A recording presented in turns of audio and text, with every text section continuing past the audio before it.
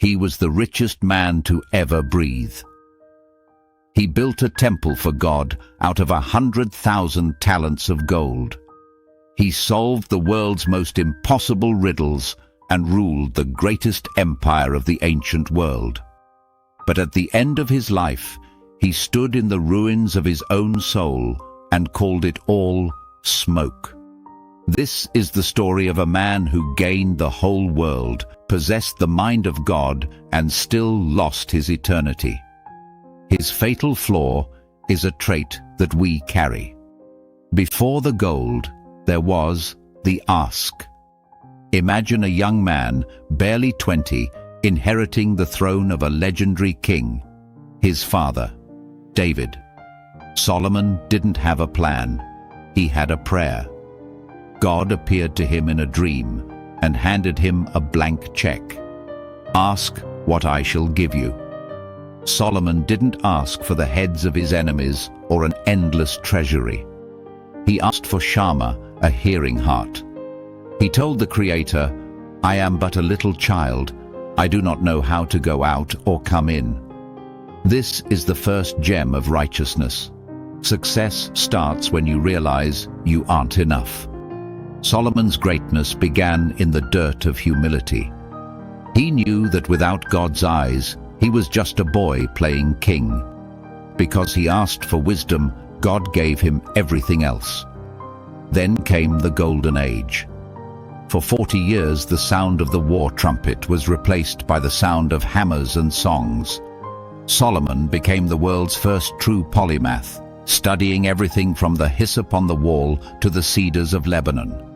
Silver became as common as stones in Jerusalem. He built a temple so magnificent that when the Queen of Sheba saw it, the Bible says, there was no more breath in her. People from far and wide sought the presence of Solomon to hear his wisdom. But listen carefully. It is easy to pray when you are hungry, but it can be impossible to stay on your knees when you are full. Prosperity is a test. Solomon began to trust the gift more than the giver. As he rose in excellence and prominence, he began to believe his own press. Greatness doesn't usually collapse in a day. It leaks. Even wisdom itself is merely a tool, not a shield. Solomon thought his high IQ could protect him from his low character. He began to multiply the very things God warned against: horses, silver, and hearts.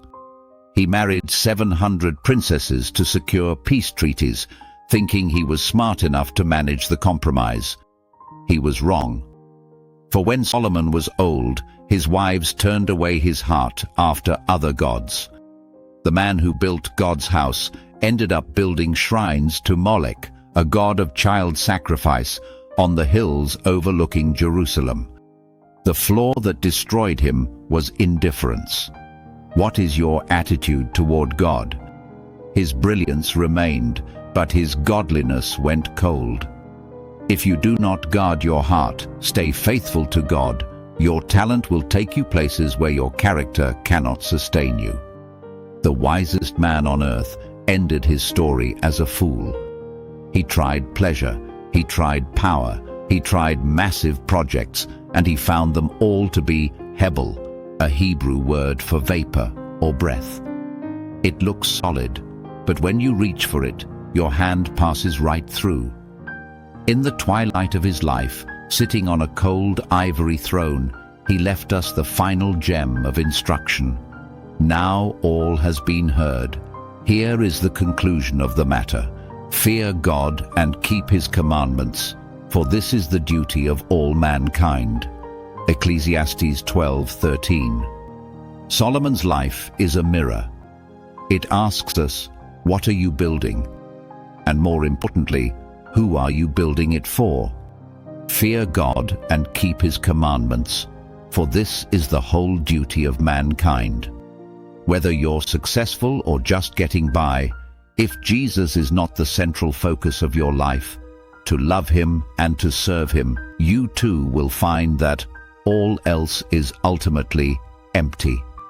But with God, you and your family and your descendants inherit God's favor in this life and unspeakable joy in the eternal world to come. So, don't just start well. Finish with your soul saved. This is the one thing that matters. Because a saved soul inherits the throne of eternity, but a lost soul inherits an eternity of regret. Choose Jesus today. Finish strong